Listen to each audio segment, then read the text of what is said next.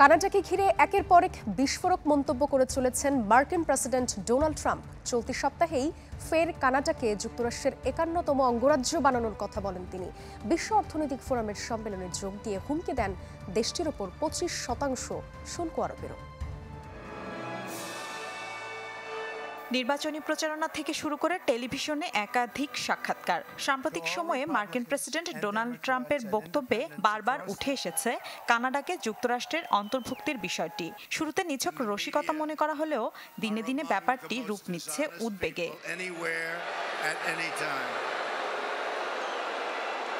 I, Donald John Trump, do solemnly swear that I will faithfully শপথ গ্রহণের পরেও অব্যাহত আছে কানাডাকে ঘিরে ট্রাম্পের এই রহস্যজনক মন্তব্য। চলতি সপ্তাহে ফের কানাডাকে যুক্তরাষ্ট্রের ৫১তম অঙ্গরাজ্যে পরিণত করার আহ্বান জানিয়েছেন তিনি।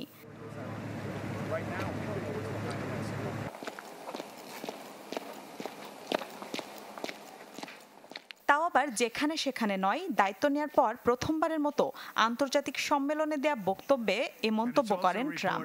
সিবিএস নিউজ বলছে, সুইজারল্যান্ডের দাভোসে বিশ্ব অর্থনৈতিক ফোরামে ট্রাম্পের দেয়া ভার্চুয়াল বক্তব্যের বড় অংশ জুড়ে ছিল কানাডা ইস্যু। বক্তব্যে আবারও কানাডার আমদানির ওপর ২৫% পর্যন্ত শুল্ক আরোপের হুমকি দিয়েছেন ট্রাম্প। সেই সাথে নিজেই বলে দেন এই শুল্ক আরোপ এড়ানোর উপায়। ট্রাম্প জানান, প্রতিবেশী দেশটি যুক্তরাষ্ট্রের একটি রাজ্য হতে রাজি হলে এটি এড়ানো সম্ভব। শুধু এখানেই থেমে যাননি তিনি। পরবর্তী কিছুক্ষণ এক হাত নেন কানাডাকে। জানান, কানাডার জ্বালানি, যানবাহন বা কাঠের কোনো প্রয়োজন যুক্তরাষ্ট্রের নেই।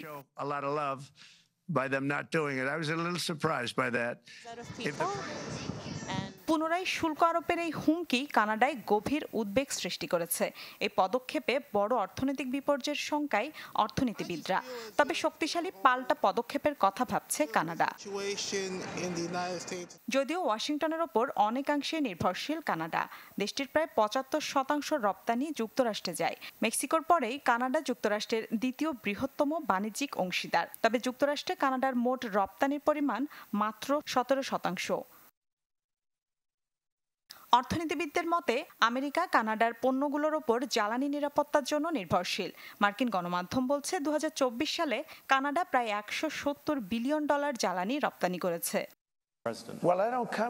তবে এসব সমীকরণকেও তোয়াক্কা করছে না ট্রাম্প। বলেন, ব্যবসায়ীরা যদি শুল্ক এড়াতে চান তাহলে তাদের পণ্য মার্কিন যুক্তরাষ্ট্রে উৎপাদন করতে হবে, আর নয়তো সম্মুখীন হতে হবে শুল্কের।